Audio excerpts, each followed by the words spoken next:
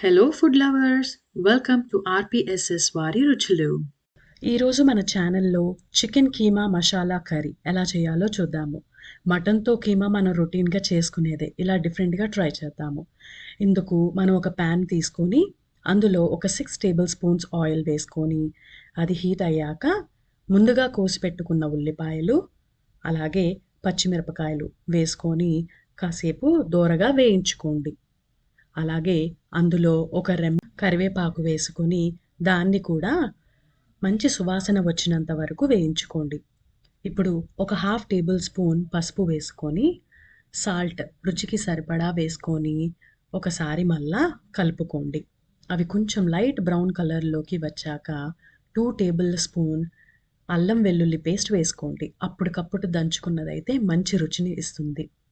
పచ్చివాసన పోయినంత వరకు వేపుకొని ముందుగా కోసి పెట్టుకున్న టమాటో ముక్కల్ని కూడా వేసుకొని టమాటో సాఫ్ట్గా ఉడికినంత వరకు వేయించుకోండి. ముందుగా కడిగి పెట్టుకున్న 1/2 కేజీ చికెన్ కీమాని ఈ ఉల్లిపాయ టమాటా కూరలో వేసుకొని అంతా కలిసేలాగా శుభ్రంగా కలుపుకోండి ఒకసారి.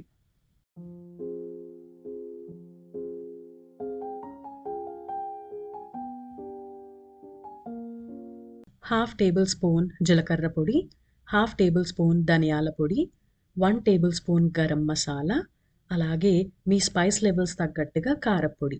నేను 2 టేబుల్ స్పూన్ చిల్లీ పౌడర్ తీసుకున్నాను. వీటన్నిటినీ కూరతో పాటు కలిసేలాగా ఒకసారి మళ్ళా కలుపుకోండి.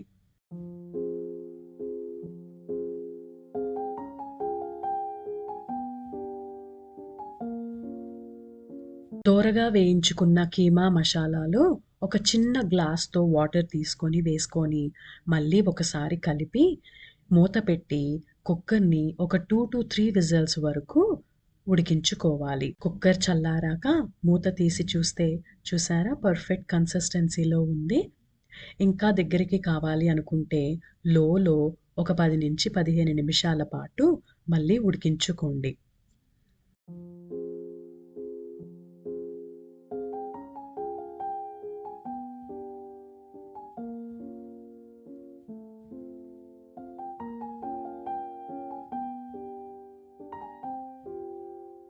కూర దగ్గరికి మగ్గాక ముందుగా కోసి పెట్టుకున్న కొత్తిమీరని జల్లుకొని ఒకసారి అన్నీ కలిసేలాగా కలుపుకొని ఇంకా సర్వింగ్ బౌల్‌లోకి తీసుకోవడమే.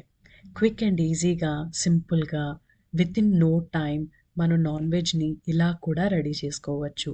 ఎప్పుడు తినే కీమానే కాకుండా ఇలా చికెన్‌తో ఒకసారి ట్రై చేయండి. ఇది అన్ని రైస్ ఐటెమ్స్‌లోకి, చపాతీ, నాన్స్‌లోకి కూడా చాలా బావుంటుంది.